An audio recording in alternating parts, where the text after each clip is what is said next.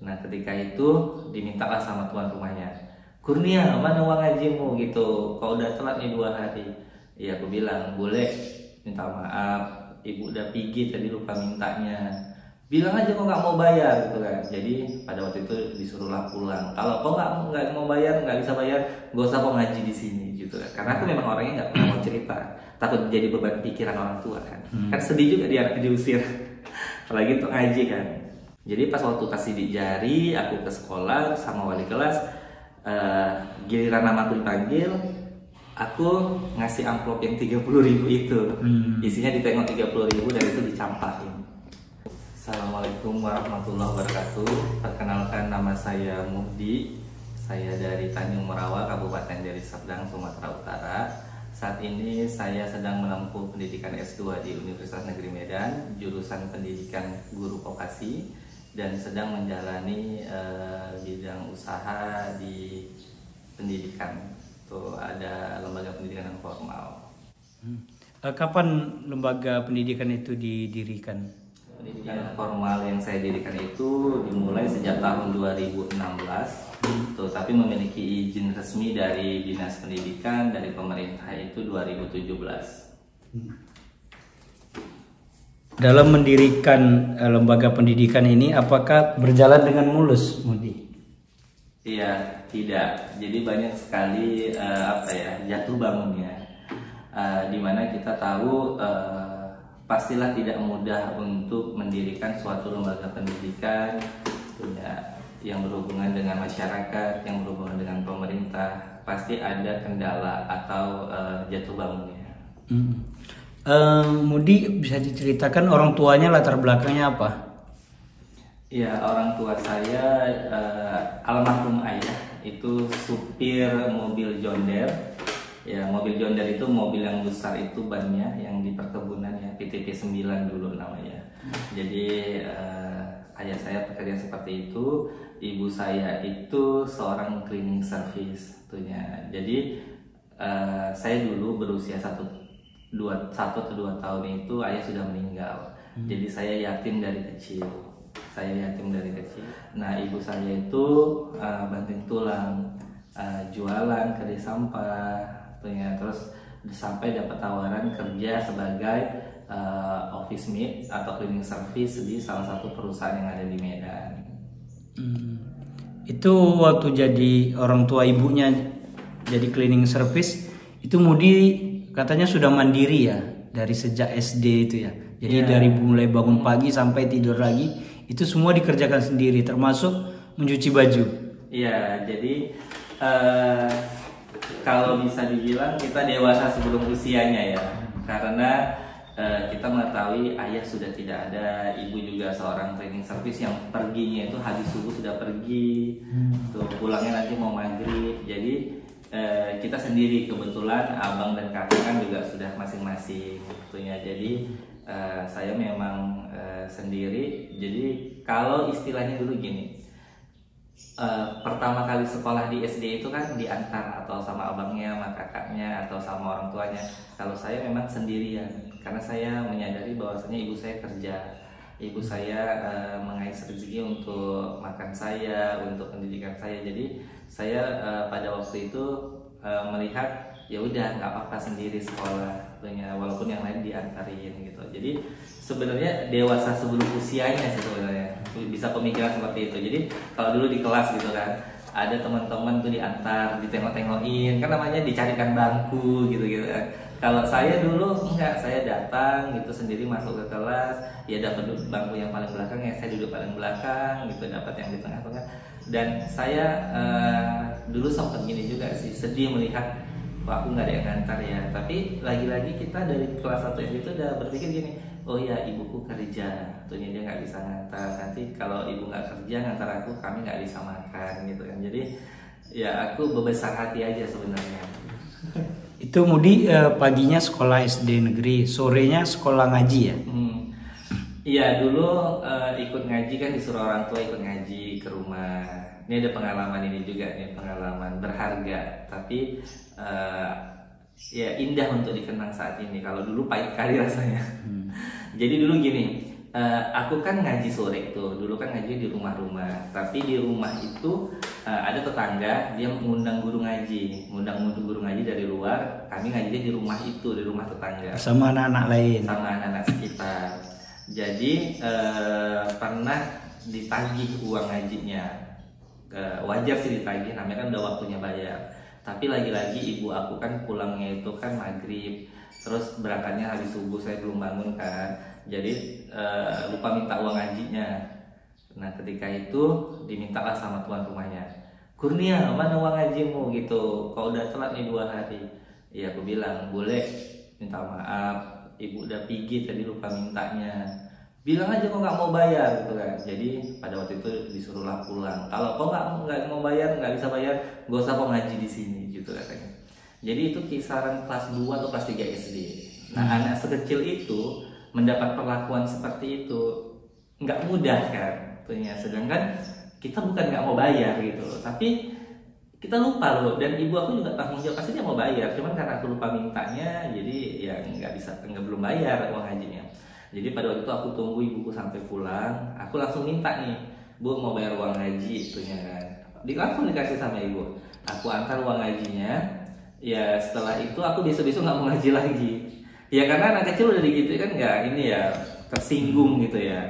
Tuhnya. Jadi ya aku juga nggak bilang sama ibu aku nggak ngaji lagi kan. Yang penting uang itu udah dibayar. Cuman aku orangnya ya karena sensitif ya, merasa kok dimarahin, direndahin gitu kan. Padahal kita bukan nggak mau bayar, tapi karena aku memang lupa. Jadi ya itulah. Jadi maksudnya sekarang indah untuk dikenang, tapi dulu jalaninya tuh pahit kali. Bayang ya anak SD sekecil itu diusir. Jadi diusir bukan kalau kamu bayar uang ngaji nggak usah. Diusir sama ibu koordinatornya ya. Iya. Jadi guru ngajinya heran kan, kok si Kurnia ini nggak ngaji lagi gitu kan. Terus dijemput sama guru ngajinya, Kurnia kok nggak ngaji? Iya Bu, nggak apa-apa, mau main aja. Bahasa mau mainnya itu gitu. Jadi gini, kalau sekarang kan udah ada bullying, ada ini kan, ada parenting, ada apa kan, ada kayak konseling gitu kan. Kalau dulu kan enggak. Jadi pada waktu itu aku dengan usia sekecil itu aku udah pandai tidak menyinggung perasaan orang. Jadi ketika guru ngaji itu bilang gini kan, Kurnia kok nggak ngaji lagi? Iya Bu, bilang gitu kan, memang mau main aja. Aku nggak bilang kalau aku tuh diusir. Aku nggak bilang kalau aku tuh dimarah-marahin sama yang punya rumah gitu kan, karena telat bayar uang ngaji gitu kan. Cuman aku dari dulu udah bisa menjaga kayak gitu. Itu kelas 2 atau kelas 3 SD. Jadi aku bilang sama guru ngajiku cuman gini, Ibu, iya Kurnia nggak ngaji lagi. Kenapa ngaji lah? Yuk. Enggak Bu, mau main aja gitu. Jadi aku menutupi apa yang aku mendapat perlakuan yang kurang baik sama yang punya rumah tempat ngaji itu gitu. Jadi aku merasa ya udah, aku maunya semuanya nggak ribut-ribut, nggak baik-baik. Jadi terakhir karena aku nggak mau ngaji lagi, ibu bilang ternyata kan,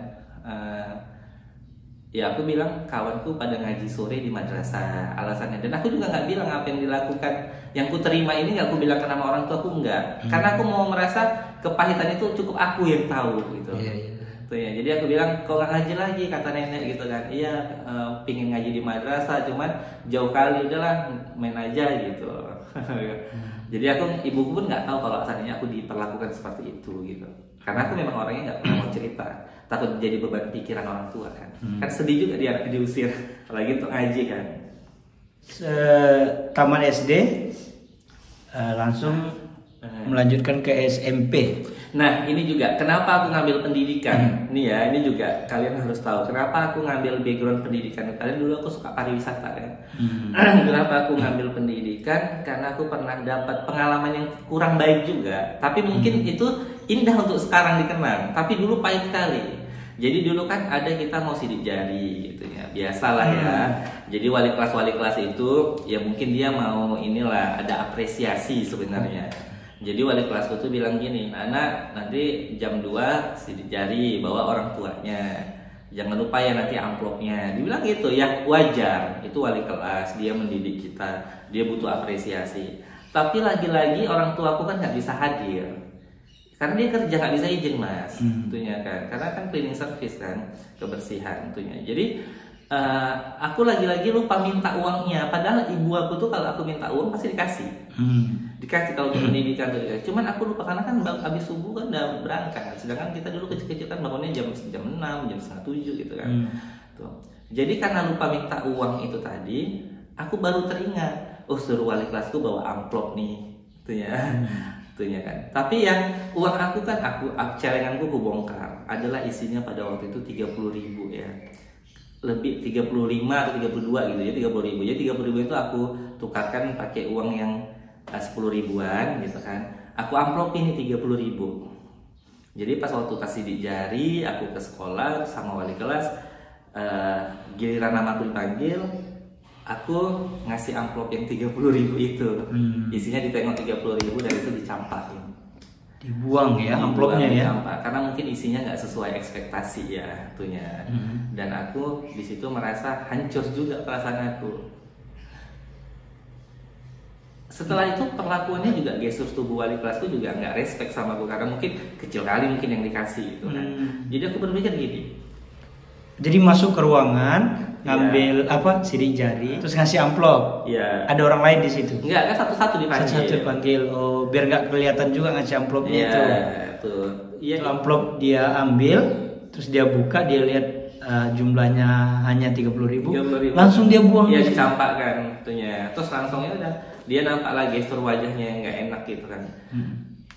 Pada waktu itu aku berpikir gini, seandainya aku bisa bilang sama ibuku, mungkin ibuku ngasih lebih mungkin gitu ya. Cuman kan ibuku kan nggak mungkin aku ke Medan sana gitu kan, masih anak kelas 6 SD gitu kan, aku di daerah gitu kan. Ya jadi aku juga nggak pandai pinjam duit gitu kan. Oh, ibu kerja di Medan ya? Di Medan. Tinggal jauh. Di sini ya, Tanjung Iya kan jauh kan. Ya. Jadi ketika uangku itu pun syukur aku punya tabungan, aku bongkar celengan, belum penuh udah aku bongkar kan tuh ya. Tapi supaya aku jangan sampai nanti dia kecewa wali kelasku gitu. Tibanya udah aku upayakan segitu, langsung dicampakkan depan kita itu gitu kan, hancur gitu. Hancurnya gini mas, aku udah berusaha loh. Itu kelas berapa SD? Kelas 6. Kelas 6 kamu ngambil ijazah. Kan ngambil ijazah. Jadi maksudnya gini, kok gitu ya gitu. Iya. Seandainya aku punya orang tua, aku punya bapak, mungkin aku punya ibu, mungkin aku masih lebih gitu. Tapi kan aku anak yatim kan, tuh ya. Jadi aku nggak mau minta sama bapak nggak ada. Mau minta sama ibu pun ibu kerja, pasti dikasih yang lebih gitu. Misalnya bu minta 50.000 atau 100.000 gitu untuk kasih wali kelas, pasti dikasih. Cuman kan lagi-lagi lupa mintanya karena kan udah duluan ibuku pergi, aku belum bangun gitu kan. Jadi perlakuan itu yang menjadikan aku harus ngambil guru, dan ketika aku jadi guru aku jangan seperti itu, jangan sampai misalnya kayak mata duitan gitu ataupun semua sesuatu dinilai dengan uang, walaupun itu sah-sah aja, apresiasi ya untuk wali kelas wajar, tapi sikap dianya itu yang agak arogan, aku rasa kok dicampakkan. Makanya yang mau cerita waktu pernah jadi wali kelas, ada wali murid yang ingin mengambil raport anaknya, sementara anaknya masih nunggak 3 bulan, mau dikasih aja langsung ya. Iya, jadi aku tuh ketika aku jadi guru, aku nggak pernah mempersulit muridku. Bahkan aku sampai segininya, kalau ada aku tengok murid-murid ini jam istirahat nggak ada yang keluar, pasti dia nggak ada uang jajan nih. Aku mau gitu ngasih uang jajan. Misalnya Fikri, kok nggak keluar nggak jajan, nggak ada uang jajan ya nak? Iya, katanya. Ya aku kasih 2.000 misalnya, aku kasih 1.000 dah jajan. Karena aku tahu apa yang dia rasakan, tentunya aku nggak mau ada anak-anak sekarang ini yang ngerasakan kepahitan yang aku dulu gitu, yang kita nggak punya uang jajan, kita diem aja gitu di kelas, tentunya kan. Terus atau ada yang itu tadi, mau belajar kelompok nggak ada biaya gitu kan, nggak bisa belajar kelompok gitu. Jadi aku bangsa tipe kalau guru yang bisa memahami lah insya Allah ya, dan aku nggak mau mempersulit murid-muridku, dan aku juga nggak mau membebani murid-muridku dengan biaya yang besar gitu. Makanya kalau ada tugas-tugas kelompok dulu yang minim yang kita sama-sama bisa terjangkau lah untuk misalnya kan kayak buat bahan praktek gitu kan, nggak mau yang mahal-mahal gitu kan, yang murah-murah tapi bisa maksimal lah gitu. Jadi sekarang lembaga yang mau dipimpin itu dia bergerak di bidang apa saja? Iya, jadi karena kepahitan itu, ini yang seujung kuku sebenarnya, kepahitan yang aku itu ya. Tapi itu melatih mental, dan itu menjadi cambukan untuk kita bahwasannya oh harus berhasil. Ketika berhasil harus bisa membantu orang atau apa ya, berkontribusi untuk orang di sekitar gitu. Ya, jadi aku dulu punya niat, aku harus sukses, aku harus berhasil supaya bisa bermanfaat untuk orang lain. Tuh, jadi aku kumpulkan dari uang aku dulu, dapat beasiswa juga ke India kemarin, aku tabung. Terus aku ikut program-program kementerian juga, beasiswa aku tabung. Nah itulah modal awal aku tuh bisa membuka lembaga pendidikan non formal. Jadi aku cicil beli papan tulisnya. Jadi kegiatan kita dulu tuh semuanya free, gratis. Ngajinya gratis, les bahasa Inggris gratis, bimbingan belajar untuk anak-anak SD belajar membaca, menulis, berhitung gratis, sanggar tarinya gratis, semuanya gratis. Makanya dulu heran kan, ini siapa gitu kan? Maksudnya anaknya siapa? Dikiranya aku anak pejabat kan, kok semuanya bisa gratis semua. Tapi itu tadi lah, aku kerja di luar sana untuk mensupport lembaga pendidikan itu. Jadi aku 2017 itu punya lembaga pendidikan non formal, ada lembaga kursus pelatihan dan pusat kegiatan belajar masyarakat, dan TK kita dulu gratis, ada TK juga taman kanak-kanak. Di 2019 akhir lah, mau 2020 itu baru dapat bantuan. Jadi selama itu aku pakai uang pribadi, ya gali lubang tutup lubang, tentunya kan, ya kerja sana sini untuk nutupin ini operasionalnya karena kegiatan kita banyak juga. Tapi alhamdulillah dari 2020 itu kita dapat bantuan, tentunya dari pemerintah melalui apa ya, dana DUP namanya. Yang mulai dari situ makin besar dan berkembang. Jadi saat ini lembaga kita untuk operasionalnya sudah dibantu pemerintah. Terima kasih Dinas Pendidikan Kabupaten Deli Serdang, terima kasih Kemendikbudristek melalui program DUP dari Pendidikan Kesetaraan. Saya juga bisa di sini ada sekolah untuk paket A, paket B, paket C, yang anak-anak putus sekolah dapat ijazah dan semuanya gratis. Ini bagaimana dengan ini satu PT Kurnia Serdang? Ya, jadi saat ini kita mengembangkan berkembang untuk merambah ke PT Serdang Gemilang untuk lebih profesionalnya lagi. Jadi di sini ada beberapa bidang usaha, ada aktivitas seni pertunjukan, ada penerbitan buku juga, majalah, terus juga ada kita rencana mau produksi film juga. Jadi kayak ini ada rumah produksi film kita untuk film dokumenter. Kita mengangkat isu-isu sosial supaya masyarakat tahu bahwasannya, oh ternyata seperti ini di lapangan. Ya. Banyak ada juga anak yang sedang berjuang mungkin, ada juga anak yang kena kekerasan dari perlakuan fisik dari keluarganya, sering disiksa mungkin. Itu nanti mau kita angkat-angkat untuk film dokumenter. Isu-isu lingkungan, budaya, sosial itu nanti mau kita angkat. Makanya kita harus ada izinnya kan kita mau produksi film dokumenter kan harus kalau bisa memiliki badan hukum melalui PT Kurnia Serdang Gemilang. Jadi aku lebih aktif sekarang di kegiatan sosial gitu ya. Oh mungkin bisa juga difilmkan ya kisah nyata Mudi ya. Ya boleh, tapi next lah, nggak tahu gimana. Yang penting aku cuma sharing nih ya. Jadi yang aku lakukan kepahitan-kepahitan di lapangan itu. Jadi intinya apa? Menjadi orang miskin atau menjadi orang susah itu nggak enak. Disepelei, dijengkali, kan dihina. Itu yang, tapi gini, ketika kalian di luar sana mengalami seperti aku, jangan pernah down. Motivasi diri sendiri dan berdoa dan minta tolong sama Tuhan, ya Allah kuatkan aku, kasih kesempatan untuk berhasil. Dan ketika, jadi doa aku dulu gini mas, ya, pakai bahasa Indonesia kan nggak bisa bahasa Arab ya, karena kan aku juga ngaji cuma ngaji di rumah ya, nggak bisa ke madrasah, jadi aku nggak ngerti bahasa Arab. Jadi aku doanya selalu gini aja, ya Allah jalan hidupku seperti ini aku ikhlas, aku terima, tapi kuatkan aku, tolong aku, beri aku kesempatan untuk menjadi orang yang berhasil. Dan ketika aku menjadi orang yang berhasil, jangan butakan aku dengan uang ataupun rezeki yang kau berikan. Jadi aku merasa gini, apa yang aku dapat itu sebagian hak orang lain. Jadi saat ini ya alhamdulillah ya aku juga masih kerja ya kesana kemari, terus ada mengembangkan usaha juga. Tapi apa yang aku dapat, aku tidak merasa itu uangku semua. Itu uang orang lain juga, jadi aku berbagi. Walaupun sebenarnya kalau kita memberi tangan kanan, memberi tangan kiri nggak boleh tahu kan, tapi ini sekedar motivasi. Tentunya bahwasannya apa yang aku dapat itu bukan milikku, tapi aku berbagi. Nah, dibuktikan dengan apa ini? Sekolah gratis, Jadi di sini tuh ada sekolah untuk anak-anak putus sekolah dapatkan ijazah dan itu gratis tuh ya. Jadi aku merasa aku anak bangsa dan aku harus berkontribusi sama Ibu Pertiwi itunya. Bahwasannya kalau aku nggak memikirkan masyarakat yang lain, itu tidak nyaman. Aku udah memposisikan diri aku gitu. Jadi aku harus memikirkan orang gitu. Dan harus bagaimana mereka tuh bisa bertahan hidup, survive gitu kan. Jadi makanya di sini ada pelatihan. Jadi anak-anak putus sekolah itu aku kumpulin, aku buatkan keterampilannya. Tentunya kan setelah mereka udah punya keterampilan, ya aku uruskan juga ijazahnya sampai selesai sesuai prosedurnya gitu. Jadi anak-anak di sini udah sekolahnya gratis. Jadi mindsetnya gini, anak putus sekolah itu bukan sampah masyarakat gitu.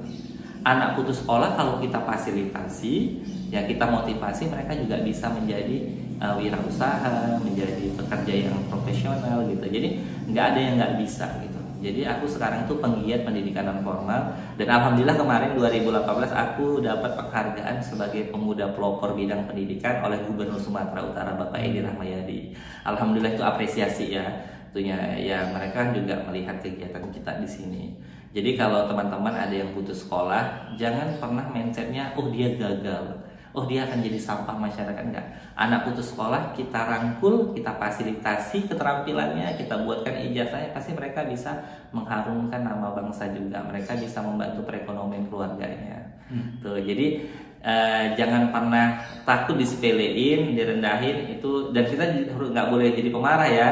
Oh dulu aku dihina dia, kita nggak boleh. Jadi kita bisa seperti ini juga karena perlakuan kurang baik dari orang-orang di sekitar. Jadi tetap doakan yang baik-baik aja. Dan bahkan dulu Mudi pernah kalau belajar kelompok itu teman-temannya, beberapa temannya nggak mau belajar kelompok dengan Mudi ya. Itu kenapa nggak mau mereka? Ya karena nggak ada duit. Jadi gini, wali kelasnya atau guru bidang studinya, ini kita buat prakarya nih, buat cetakan lilin misalnya, ada buah-buahan tapi dari cetakan lilin, itu kan ada biayanya.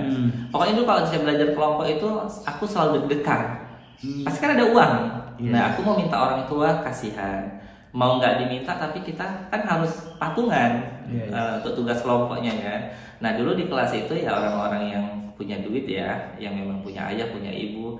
Nah jangan nama Mudi, jangan nama Mudi, dan itu depan kita. Tentunya jangan gitu. Jadi itu kan jadi beban mental untuk kita juga kan, ganggu sekolah. Orang tuanya gitu. Bilang ke anaknya? Enggak, ya anaknya. Oh anaknya. Ya kan kita kawan semesta tahu tuh mana yang jadi mana yang enggak.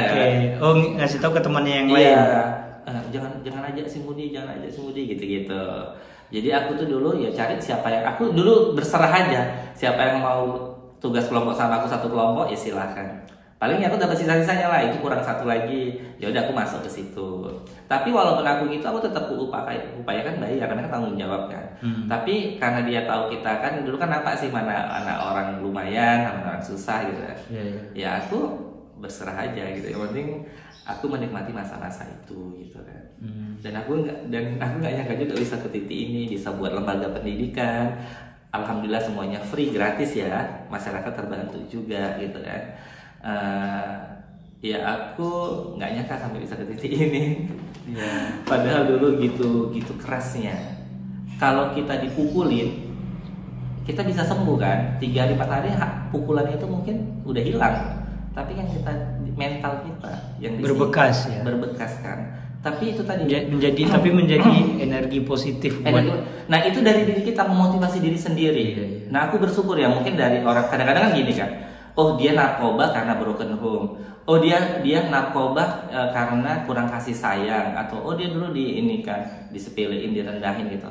Alhamdulillah ya itu tadi, maksudnya aku terhindar dari hal-hal yang negatif. Jadi aku mau ngubah mindset bahwasannya walaupun kita anak yatim gitu, walaupun kita orang miskin gitu, tapi kalau memang kita tuh percaya sama pertolongan Allah, kasih sayang Allah itu, kita masih bisa menjadi SDM yang unggul, yang produktif, yang memang nggak terjerumus ke yang aneh-aneh gitu, yang narkoba misalnya atau mabuk-mabukan gitu.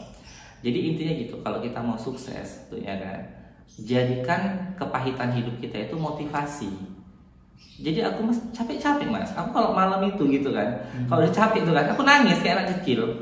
Tapi setelah nangis itu, ketika aku gini doa sebelum baca doa tidur gitu kan, ya Allah, kuatkan aku, peluk aku malam ini sehingga paginya aku semangat lagi menjalani hidup ini, semangat lagi. Tuh, jadi aku ngadunya ke Allah aja gitu. Ya Allah gitu kan, pokoknya nangis gini. Ya baca doa tidur, ya Allah, semoga malam ini istirahatku lepas lelahnya aku dan besok pagi aku bisa semangat lagi. Gitu. Jadi intinya memotivasi diri sendiri. Tuh, dan jangan sombong gitu kan, ya berusaha menjaga perasaan orang lain, itu aja sih sebenarnya. Tapi kalau pahit manisnya, jatuh bangunnya itu ada nanti mungkin di episode berikutnya. Iya. Ini masih kulit-kulitnya aja lah. Iya, kalau istilah Mudi ini baru ujung kukunya yang diceritakan. Iya, ujung kuku lah ini. Karena banyak lagi duri-duri lain yang mau dilewati ya. Yang saya juga baru ujung kukunya kemarin mendengarkannya aja udah, ya Allah ini Mudi orangnya kuat sekali gitu kan. Tapi lagi-lagi Allah itu ngasih ujian sesuai dengan kekuatan orang itu. Sebenarnya gini Mas, aku tuh orangnya, aku cengeng tapi nggak mau di depan kamera nih, nggak mau depan orang gitu kan. Karena aku merasa ya udah kepahitan biar aku yang orang taunya enak aja. Tapi khusus di sini nih ya, nggak tahu ya. Kalau Mas bilang kuat, nggak kuat Mas, nggak kuat sebenarnya. Kalau tapi ya harus dikuat-kuatkan kan nggak mungkin gara-gara kita langsung agak lemah, yang kita lakukan kita tutup semua. Masyarakat perlu lembaga ini loh Mas, semuanya free, gratis. Ijazah itu penting, ngurusnya nggak mudah. Kita resmi dari negara, lembaga pemerintah memang binaan negara gitu kan, dinas pendidikan. Ngurusnya itu pakai proses yang panjang. Kalau kita tutup kayak mana anak-anak putus sekolah yang lain gitu untuk ijazahnya. Di sini gratis, ada keterampilannya lagi. Terus kita mikirkan, jadi kalau mereka nggak punya keterampilan kerjanya kayak mana? Tapi kalau punya keterampilan kan bisa dia menjadi wirausaha pemula. Makanya anak-anak putus sekolah di sini kita ajarkan dia bisa salon, bisa menjahit, gitu-gitu, bisa fotografi, bisa mutu-mutu tempat orang pesta mungkin gitu kan. Ini kita mau buat barista, semoga dia bisa buka coffee shop misalnya. Kita mau buat tata boga, mungkin dia bisa jualan rumahan misalnya gitu. Jadi kita ini memikirkan skill sekarang untuk masyarakat. Nah, tapi ketika kita melakukan itu, apakah ada orang yang nggak suka? Ada. Hitam putih dunia ini ada. Jadi kita melakukan yang baik pun ada juga yang nggak suka. Mau menjatuhkan kita, mau ganggu-gangguin lembaga kita, ada. Tapi itu tadi, apakah kita harus mengeluh? Kan enggak gitu. Ya kita bertahan lah gitu. Kita hadapi kayak mana caranya. Yang penting aku gini. Yang penting aku niatnya gini. Aku buka lembaga pendidikan itu karena Allah Mas. Biar bisa bermanfaat untuk hamba Allah yang lainnya.